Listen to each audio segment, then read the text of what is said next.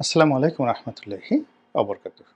সম্মানিত দর্শক, ডক্টর মোহাম্মদ ইউনূস ক্ষমতায় আসার পর প্রকৃতি বারবার তার জন্য বিরূপ হয়ে পড়ছেন। তিনি যেখানে হাত দিচ্ছেন ওখান থেকে বরকত উঠে যাচ্ছে এবং তার যারা লোকজন রয়েছেন তারা ক্রমশ তাকে ছেড়ে দূরবর্তী অঞ্চলে চলে যাচ্ছেন। তিনি যেখানে যাচ্ছেন সেখানে তার পাত্রমিত্ররা এই সময়টাতে যেভাবে হইহুল্লোড় করে তার পাশে থাকে বা থাকা উচিত, এর কারণ হলো বাংলাদেশে এটাই নিয়ম। যিনি সরকার প্রধান হবেন তিনি এয়ারপোর্টে যাবেন, তিনি স্মৃতিসৌধে যাবেন, সবাই সেখানে উপস্থিত হবেন। এই জিনিসগুলো আমরা ইদানিংকালে দেখছি না। তারপর তার যে বাসভূমি, তার যে অফিস, সেখানে সাধারণ মানুষ তাদের একটা বিরাট ভিড় থাকবে। অনেক মানুষ সেখানে ভিড় করবেন, দরখাস্ত নিয়ে যাবেন। একজন সংসদ সদস্যের কাছেই দৈনিক ২-৩ হাজার লোক উপস্থিত হন বিভিন্ন বিষয় নিয়ে। এর 1%ও তিনি নিষ্পত্তি করতে পারেন না, কিন্তু লোকজন যায়। এটা রাজনৈতিক ব্যক্তিদেরকে নিয়ে সাধারণ মানুষের মধ্যে একটা আকর্ষণ থাকে। কিন্তু এক্ষেত্রে কি হলো, ডক্টর মোহাম্মদ ইউনূসকে নিয়ে আমাদের সাধারণ মানুষের কোনো আগ্রহ নেই। এরপর আমরা আশা করেছিলাম বিশ্বব্যাংক, IMF, London, America, Paris, Morocco, Casablanca, তারপরে দক্ষিণ আফ্রিকার প্রিটোরিয়া, সেখান থেকে শুরু করে একেবারে শ্রীলঙ্কা, কলম্বো সব ডক্টর মোহাম্মদ ইউনূসের দিকে ঝাঁপিয়ে পড়বেন। এবং তার বন্ধুরা যারা আমরা দূর থেকে এতদিন যাদেরকে দেখেছিলাম, শুনেছিলাম, তারা বাংলাদেশে আসবেন দলে দলে। ক্লিন্টন আসবেন, হিলারি ক্লিন্টন আসবেন, বারাক ওবামা আসবেন। তারপরে তার যে ১০১ জন নোবেল লরিয়েট বন্ধু রয়েছে, যারা তার পক্ষে ওয়াশিংটন পোস্ট পত্রিকায় তারা বিজ্ঞাপন দিয়েছিল, তারা আসবেন। বাংলাদেশে একটা হই হুল্লোড় অবস্থা তৈরি হয়ে যাবে, কিন্তু এরকম হচ্ছে না। এরকম হচ্ছে না। ২ নম্বর হলো যে শেখ হাসিনা সঙ্গে আমরা জানি দিল্লির সম্পর্ক ভালো ছিল না, এবং দিল্লি ডক্টর মোহাম্মদ ইউনূসকে ক্ষমতায় আনার জন্য বা এরকম একটা অভ্যুত্থানের জন্য একেবারে নারাজ ছিলেন না। সাম্প্রতিক সময় দিল্লির কথাবার্তা শুনে তারা একেবারে আমরা স্পষ্টতই বুঝতে পারি যে তারা জানতেন শেখ হাসিনা ক্ষমতা বেশি দিন প্রলম্বিত হবে না, আর তিনি থাকবেন না। তো সেই দিক থেকে যেটি হচ্ছে, ডক্টর মোহাম্মদ ইউনূস ক্ষমতা আসার সঙ্গে সঙ্গেই তো মোদি বাবুর সঙ্গে তার ভালো সম্পর্ক হওয়ার কথা, কিন্তু সেটা হচ্ছে না।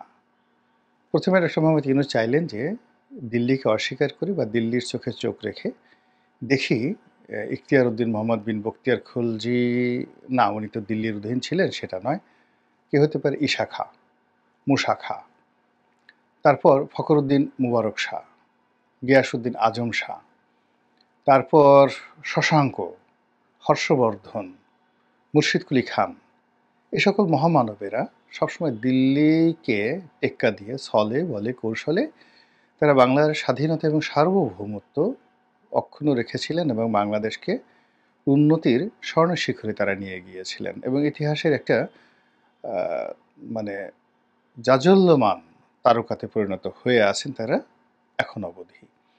তো এই তালিকাতে ডক্টর মোহাম্মদ ইউনূস অন্তর্ভুক্ত হবেন। এজন্য তিনি প্রথমে দিল্লির বিরুদ্ধে কথা বলা শুরু করলেন, ভারতের বিরুদ্ধে কথা বলা শুরু করলেন, এবং আমরা তো দারুণভাবে, ভীষণভাবে আনন্দ উদ্বেলিত যে এইবার প্রথম আমরা একজন মহাপুরুষ পেয়েছি যে কিনা ১০০০ বছরের মধ্যে প্রথম দিল্লির বিরুদ্ধে রুখে দাঁড়ালো। তো যাই হোক, সেটি হচ্ছে না, সেটি হচ্ছে না। এখন তিনি দিল্লির সঙ্গে বন্ধুত্ব করতে চাচ্ছেন, নরেন্দ্র মোদীর সঙ্গে বৈঠক করতে চাচ্ছেন। একাধিকবার তিনি বৈঠকের চেষ্টা করেছেন এবং তার সেই বৈঠকের প্রচেষ্টাগুলো ব্যর্থ হয়েছে। সর্বশেষ তার যে প্রচেষ্টা সেটা হলো চীন সফরের পর তিনি আরেকটি সম্মেলনে যাবেন, যেটাকে বলা হয় বিমস্টেক। তো এই সম্মেলনটি হওয়ার কথা থাইল্যান্ডের রাজধানী ব্যাংককে। এখানে তিনি নরেন্দ্র মোদীর সঙ্গে একটি 1-to-1 বৈঠকের চেষ্টা করেছিলেন সর্বোচ্চ শক্তি দিয়ে। তারপরে অ্যাটলিস্ট সাইড লাইনে একটু দেখা, দাঁড়িয়ে কথা বলা, হ্যান্ডশেক করা, একটা ছবি তোলা, যেটি জো বাইডেনের সঙ্গে শেখ হাসিনা করে তিনি দারুণ একটা সফলতা দেখিয়েছিলেন ওই সময়টাতে, এবং এটি নিয়ে বহু কাব্য রচিত হয়েছিল। তো এরকম সাইডলাইনে একটা বৈঠক করার তার প্রচেষ্টা ছিল, এবং চীন সফরে যাওয়ার আগে আমরা প্রায় শতভাগ নিশ্চিত ছিলাম যে বাংলাদেশে যেভাবে ইউনূসের পক্ষের লোকজন প্রচার চালাচ্ছেন, প্রোপাগান্ডা চালাচ্ছেন, তাতে করে ব্যাংককে তার যে বৈঠকটি এটি শতভাগ নিশ্চিত, এবং এখন বলতে গেলে লেজ গুটিয়ে দিল্লি ডক্টর মোহাম্মদ ইউনূসের সঙ্গে বন্ধুত্ব করার জন্য পাগল পাড়া হয়ে পড়েছেন। এই কারণ হলো বাংলাদেশের ব্যবসায়ীদের ছাড়া ভারতে চলছে না, বাংলাদেশে তারা পেঁয়াজ রপ্তানি করতে পারছে না, আলু রপ্তানি করতে পারছে না, তুলা রপ্তানি করতে পারছে না। এরপর বাংলাদেশের রুগী ভারতে যাচ্ছে না, হাসপাতালগুলো বন্ধ। দিল্লি থেকে শুরু করে কেরালা, তারপর সে মুম্বাই থেকে শুরু করে কলকাতা, কলকাতা থেকে শুরু করে শান্তিনিকেতন, সব জায়গায় হাহাকার। বাঙালি নেই তো সেখানে খাওয়া দাওয়া বন্ধ হয়ে গেছে টাকা পয়সার অভাবে। এরকম প্রচার আমরা প্রায় দেখি। নিউ মার্কেট ফাঁকা, দার্জিলিং ফাঁকা, সেখানে কোনো পর্যটক নেই, আগরতলা ফাঁকা, শিলং ফাঁকা। তো এই অবস্থাতে মিস্টার নরেন্দ্র মোদী সঙ্গত কারণেই ডক্টর মোহাম্মদ ইউনূসের সঙ্গে আতাত করবেন এবং তার সঙ্গে আনুগত্য দেখাবেন। আমরা যারা সাধারণ চিন্তার মানুষ, ইউনূসের ডক্টর মোহাম্মদ ইউনূসের যারা সুয়ার্থী, তাদের নানা রকম প্রচার এবং প্রোপাগান্ডায় আমরা রীতিমতো আবেগে আপ্লুত যে না, হোক, অসুবিধা নেই। শেখ হাসিনাকে তারা ইতিমধ্যে খরচের খাতায় ফেলে দিয়েছে। এখন শেখ হাসিনাকে তারা হয়তো তৃতীয় দেশে পাঠিয়ে দেবে, অথবা এমন আছে তারা বিষ-টিষ প্রয়োগ করে ইনজেকশন দিয়ে শেখ হাসিনাকে মেরেও ফেলতে পারে, আবার তারা বাংলাদেশের কাছে হস্তান্তর করতে পারে। এই জন্য আওয়ামী লীগের চিন্তায় আওয়ামী লীগের লোকজনের ঘুম হারাম হয়ে গিয়েছিল, এবং যারা কলকাতা, দিল্লিতে বিভিন্ন জায়গাতে পালিয়ে আছেন আওয়ামী লীগের শত শত নেতাকর্মী, তাদের অনেকের রীতিমতো ডায়রিয়া হয়ে গিয়েছিল যে কি হবে যদি আপাই বেঁচে না থাকে, আর ডক্টর মোহাম্মদ ইউনূসের সঙ্গে যদি নরেন্দ্র মোদীর বন্ধুত্ব হয়ে যায় তাহলে আমাদের কি হবে। আমাদেরকে যদি প্রত্যাবর্তন করা হয় তাহলে তো বেনাপোল সীমান্ত দিয়ে যদি হাতকড়া পরিয়ে আনা হয়, সীমান্তের মধ্যেই তো লাথিগুঁতো শুরু হয়ে যাবে, এবং এত লাথিগুঁতো সেটা সীমান্ত থেকে আসবে, তারপরে সেখান থেকে আবার থানায় আনবে, থানায় আনার পর সেখান থেকে আবার চালান দেবে, কোর্টে যাবে, কোর্টে আর এক দফা লাথিগুঁতো, সেখান থেকে আবার কত কিছু। এখন তো জেল হাজতের মধ্যেও মুস্তাকের জামানাতে যা হতো, জেল হাজতের মধ্যে এরকম নাকি হচ্ছে। একটা ভিডিও ফুটেজে দেখলাম হাসানুল হক ইনু সাহেবকে খুব মারধর করা হচ্ছে, বেদম প্রহার করা হচ্ছে। বেচারার সুন্দর করে পাজামায় পাঞ্জাবি পরে তিনি গেস্ট রুমে বসে কথাবার্তা বলছেন, এরকম একটা দৃশ্য। এটা কবে কোন জায়গার আমরা কিছুই জানি না, বাট এটা ছড়িয়ে পড়েছে। তো সেই দিক থেকে আওয়ামী লীগের যারা লোকজন রয়েছেন তারা এই দৃশ্যগুলো দেখেন এবং চিন্তা করেন যে আমাদের কিসে কি হতে পারে। বিশেষ করে যাদের বয়স হয়ে গেছে এবং যারা অনেক টাকা পয়সা উপার্জন করেছেন এবং যারা একসময় অনেক যাকে বলা হয় প্রভাবশালী ছিলেন, তারা চিন্তায় তাদের ঘুম হারাম হয়ে গেছে। ঠিক সেই সময়টাতে যে আশ্চর্য ঘটনা ঘটল সেটি হলো ভারতের পররাষ্ট্র মন্ত্রণালয়ের পক্ষ থেকে জানিয়ে দেওয়া হলো যে বিমস্টেক বৈঠকে ডক্টর মোহাম্মদ ইউনূসের সঙ্গে নরেন্দ্র মোদী বসবেন না, দেখা সাক্ষাৎ হবেন না, এমনকি দূর থেকে তাদের হাই হ্যালো, হাত নাড়ানো, এটাও হবে কিনা আমরা বলতে পারি না। ওটাও ওই ছবি তোলার জন্য অনেকে চেষ্টা করবেন, এবং ডক্টর মোহাম্মদ ইউনূসের কিন্তু ভীষণ রকম একটা যোগ্যতা রয়েছে। তিনি কাউকে পেলেই তিনি হ্যান্ডশেক করেন। প্রথমে ডান হাত দিয়ে অন্যের ডান হাত চেপে ধরেন, তারপরে আবার নিজের বাম হাতটি দিয়ে ওই তার ডান হাত, দুই হাত দিয়ে হাতটিকে এমনভাবে চেপে ধরেন, তারপর তিনি এমন সুন্দর করে হাসতে থাকেন যে তিনি ছেড়ে না দেওয়া পর্যন্ত, এবং তিনি যতক্ষণ চাইবেন ততক্ষণ পর্যন্ত ছবি ক্লিক ক্লিক করে ওঠা না পর্যন্ত, অন্ততপক্ষে ১০০টা ক্লিক না হওয়া পর্যন্ত তিনি দুটো হাতের একটা হাতও ছাড়েন না। তো এটা তার একটা নিদারুণ গুণাবলী। নরেন্দ্র মোদীর আবার এই গুণাবলী আর একটু বেশি। তিনিও করেন কি, প্রথমে এক হাত ধরেন, তারপর দুই হাত ধরেন, তারপরে তিনি জড়িয়ে ধরেন, ভীষণ রকম জড়িয়ে ধরেন।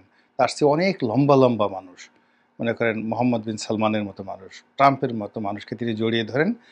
আর নরেন্দ্র মোদী যেহেতু একটু খাটো, জড়িয়ে ধরার পর কি হচ্ছে, এদের বুকে শাবানা বা কবরী যেভাবে ধরেন ওয়াসিম, চিত্রনায়ক ওয়াসিম অনেক লম্বা, তাদের মানে তাদের যে আলিঙ্গন দৃশ্য, সেই আলিঙ্গন দৃশ্যে যেভাবে তারা তাদের যে মস্তক, তাদের যে অধর যেভাবে নায়কের বক্ষে সমর্পণ করেন, এবং সেখানে যে ধরনের একটা রসায়ন তৈরি হয় পৃথিবীর লম্বা লম্বা মানুষগুলোর সঙ্গে, রাষ্ট্রনায়কদের সঙ্গে নরেন্দ্র মোদী এইভাবে কুলাকুলি করে ওইরকম একটা রসায়ন সেখানে তিনি তৈরি করে ফেলেন। তো সেক্ষেত্রে ডক্টর মোহাম্মদ ইউনূস এবং নরেন্দ্র মোদী এই দুজনের আকার আকৃতি সেম, উচ্চতা সেম,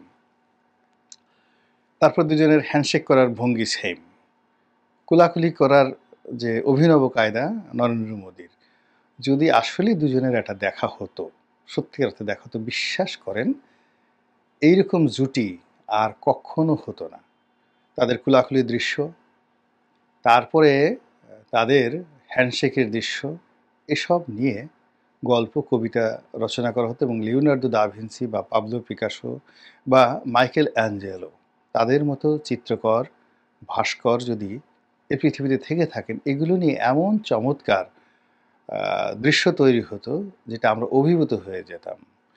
এমনকি একটা যে মাদাম তুসোর জাদুঘর রয়েছে, মোম দিয়ে মূর্তি তৈরি করা হয়, অবিকল মূর্তি তৈরি করা হয়। তো ডক্টর মোহাম্মদ ইউনূসের মূর্তি, ওখানে শাহরুখ খানের মূর্তি আছে, সালমান খানের মূর্তি আছে, ঐশ্বরিয়া রায়ের মূর্তি আছে, কিন্তু মাদাম তুসোর সেই জায়গাতে ডক্টর মোহাম্মদ ইউনূসের মূর্তি নাই বোধহয় এখনো পর্যন্ত। তবে এই মোদি সাহেবের সঙ্গে যদি তিনি এরকম একটা বৈঠক করতে পারতেন সাইড লাইনে, তাহলে এরকম একটা ছবি আসলে সেটা অবশ্যই মাদাম তুসোর সেই যে জাদুঘর, মোমের জাদুঘর, সেখানে এটি স্থান পেত। এটাই গেল এক।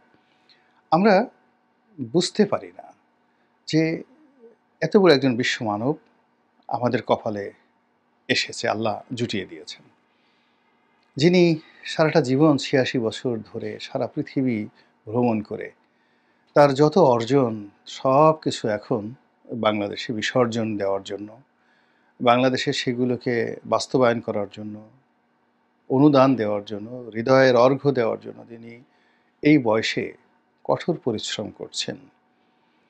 সেই মানুষটিকে বাদ দিয়ে নরেন্দ্র মোদী কেন এখনও শেখ হাসিনার পেছনে ঘুরছেন?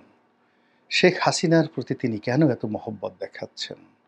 কেন শেখ হাসিনার জন্য তিনি এত রেজিস্ট হয়ে পড়েছেন, এত রেসিস্ট মনোভাব তিনি দেখাচ্ছেন, এত উগ্রতা দেখাচ্ছেন? আমাদের কি করা উচিত?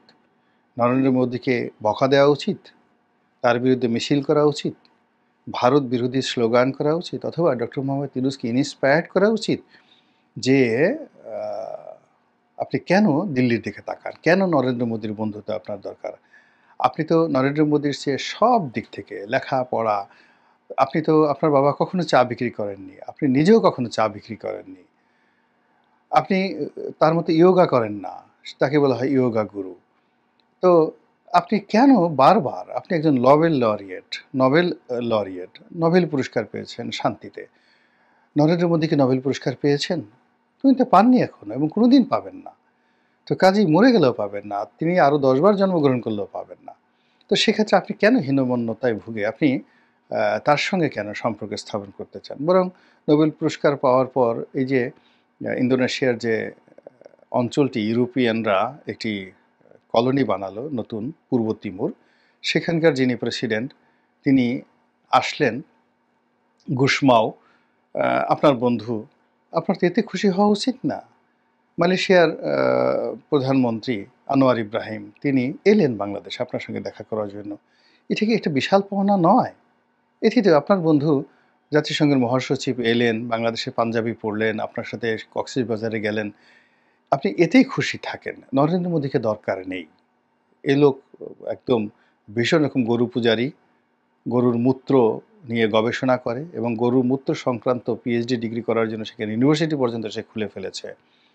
তারপরে গরুকে সে মা ডাকে, আরও অনেক কিছু, এর অনেক দোষ, ভীষণ রকম দোষ। এরকম দোষী লোকের বন্ধুত্ব আপনার দরকার নেই। ওই মোদিকে নিয়ে হাসিনাই থাকুক, শেখ হাসিনা থাকুক, আপনি বারাক ওবামাকে নিয়ে থাকেন, বিল ক্লিন্টনকে নিয়ে থাকেন, আপনি জো বাইডেনকে নিয়ে থাকেন, তার স্ত্রী জিল্লি বাইডেনকে নিয়ে থাকেন, এরা তো অনেক সুন্দর মানুষ। এদের সঙ্গে আপনার ভালো যায়। আপনি ইম্মানুয়েল ম্যাক্রোকে নিয়ে থাকেন, ব্রিটেনের যে এখন রাজা রয়েছেন মিস্টার চার্লস দ্য সেকেন্ড, তাকে নিয়ে থাকেন। আমরা কোথায় লন্ডন আমেরিকা হব তা আনে রেখে আপনি শুধু বারবার ঘুরে ঘুরে আমাদেরকে সে আগরতলা নিয়ে যাচ্ছেন। দরকার নেই, এ সমস্ত জিনিস বাদ দেন। এইভাবে আমরা তাকে ইন্সপায়ার্ড করতে পারি কি না, ইউনূস সাহেবের পক্ষে যে সকল ইউটিউবার রয়েছেন তারা আমার চেয়ে আরও ভালো জানেন। আল্লাহ আমাদের সবাইকে হেদায়েত দান করুন এবং হেফাজত করুন। আসসালামু আলাইকুম রহমতুল্লাহি ওবরকাতুহু। প্রিয় দর্শক, এতক্ষণ আমরা ওনার কিছু কথাগুলো শুনলাম এবং ডক্টর ইউনূস স্যার ওনাকে নিয়ে বেশ কিছু কথা উনি বলেছেন এবং অনেক মজার ছলে কথাগুলো বলেছেন এবং সবাইকে যে বিষয়গুলো উনি আলোচনা করেছেন, আসলে বিষয়গুলো অবশ্যই সমসাময়িক প্রেক্ষিতে বিষয়গুলো অবশ্যই ওনার ভেবে দেখা উচিত এবং পার্শ্ববর্তী দেশের সঙ্গে সম্পর্কর বিষয়টা এবং ইউরোপিয়ান কান্ট্রি, আমেরিকা, বিভিন্ন দেশের সম্পর্কের যে সম্পর্কটা, এটি কোন দিকে ওনার যাওয়া উচিত এবং কোন দিকে গেলে আমাদের দেশের উন্নয়ন এবং দেশের মানুষের উন্নয়ন হবে, সেদিকে অবশ্যই আমাদের চিন্তা ভাবনা করা উচিত। এবং ওনার পক্ষ থেকেও যেহেতু বিভিন্ন দিক থেকে সুবিধা, কিছু কিছু সুবিধা বঞ্চিত হয়েছে আমরা, সেই দিক থেকে ওনার এইগুলো যেসব প্রতিষ্ঠানগুলো অলরেডি বাংলাদেশে বন্ধ হচ্ছে, এই প্রতিষ্ঠানগুলোকে বিভিন্ন আর্থিক সহায়তা বা বিভিন্ন প্রতিষ্ঠান বাংলাদেশে একটা বিভিন্ন প্রজেক্ট আকারে কাজ করতে, এই কাজগুলো কিন্তু অনেকে বন্ধ হওয়াতে বিভিন্ন মানুষের জব চলে যাচ্ছে এবং তাদের অলরেডি জব চলে গিয়েছে কিছু লোকের।